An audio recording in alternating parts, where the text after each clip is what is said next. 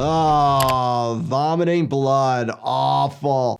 Extreme neurological aggression, a literal kiss of death, and a virus that turns human rage into a weapon. In honor of the new film 28 years later, The Bone Temple, coming out, today we are breaking down and reacting to all of the medical chaos and extreme injuries of 28 weeks later. Let's dive right in. Oh.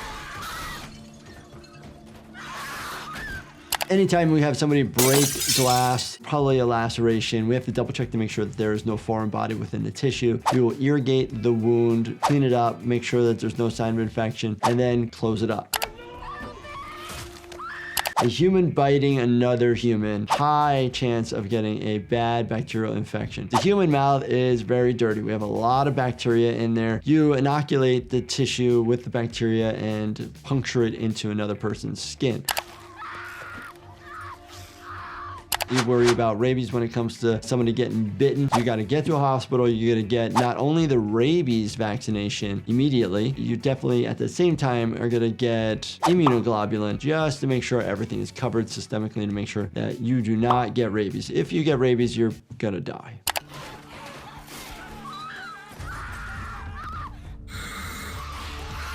The viruses that we have don't typically affect our body that fast to where we're seeing systemic signs outwardly. It's like a behind the scenes player until, a couple days later. Different viruses and bacteria have different inoculation periods. Some viruses just work faster. Here, this is super fast.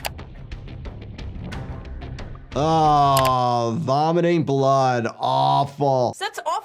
That's an upper GI bleed, anywhere from somewhere in your mouth to somewhere in like your first part of your small intestines, the duodenum, or some people call it the duodenum. Most bleeds are from a peptic ulcer. Fall from like a second story. If you land on concrete directly on your heels, you do increase the risk of calcaneal fractures as well as fractures all the way up to your neck. You can have compression fractures of the vertebral bodies of your spinal column. Remember, tuck and roll, don't fall with an outstretched arm. Going in the water or going in a boat?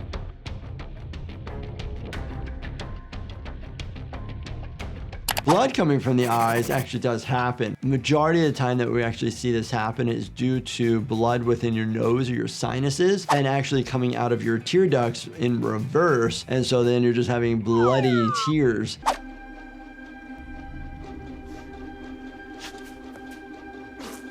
Uh-oh.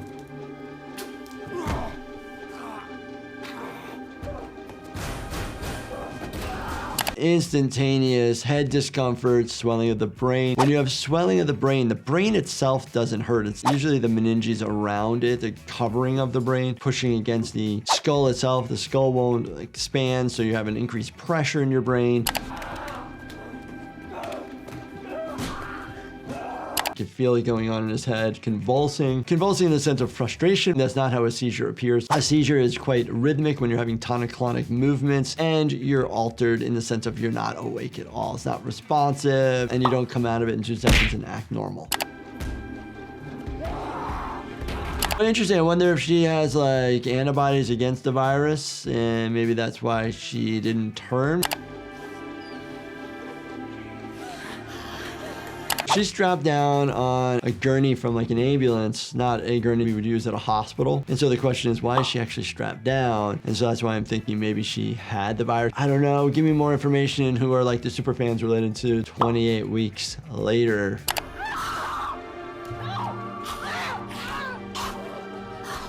Typically when you're punching somebody, accidentally hit from the lateral aspect of your hand, which are the smaller knuckles, which actually will buckle and fracture a lot easier, and that's why we call them boxer's fractures.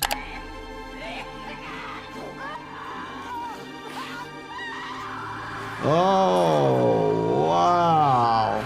The bones around the eye socket are actually not that thick. You can break through them pretty easily, lead right to your brain, so you do increase the risk of having brain injury. But when somebody's just pushing on the eyes like that, you're just pushing on the eyeballs themselves and can inoculate them or basically get all the fluid out of the eyes, which is very, very painful.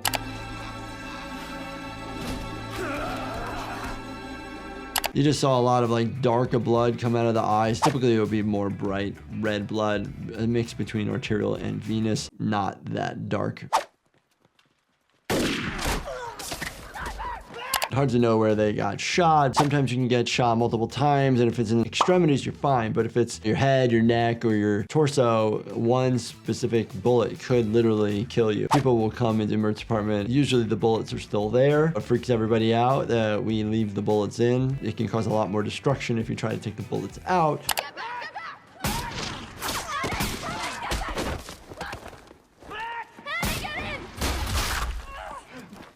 Bad places in the leg that you would get shot, anywhere near the vasculature or the bone itself. High up in the groin wouldn't be good. My groin! And then anywhere tracing along where your femur is, because if the femur gets shattered, you're gonna bleed a lot out because the femur holds a lot of blood. It's okay.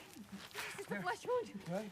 Scenarios like this, your brain goes straight into fight or flight. That's exactly why I created Chillax by my company, Life Happens, to help calm panicky feelings and slow racing thoughts when your nervous system needs a reset. Check it out at lifehappens.com or on Amazon. Multiple shots, one hit. He's panicked and no marksman. In the military, they have different types of bandages, very specific for like compression and an all-in-one bandage. We typically don't use those as much at the hospital because we're able to have a controlled situation where we can put pressure dressing on, or we take it off, take a look at the wound and clean it and fix it right then and there. In these scenarios, you don't have that liberty. Oh.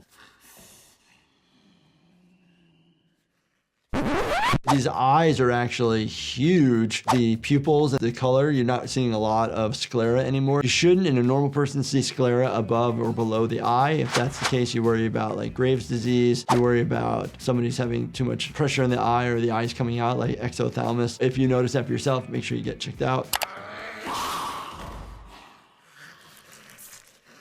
Drooling plus maybe blood coming from the mouth, potential risk of transference of that virus. Not all viruses are in the saliva, other are in the blood, depending on if you have open wounds to your mouth or it's easily transmitted through your mucous membranes, you might get the virus.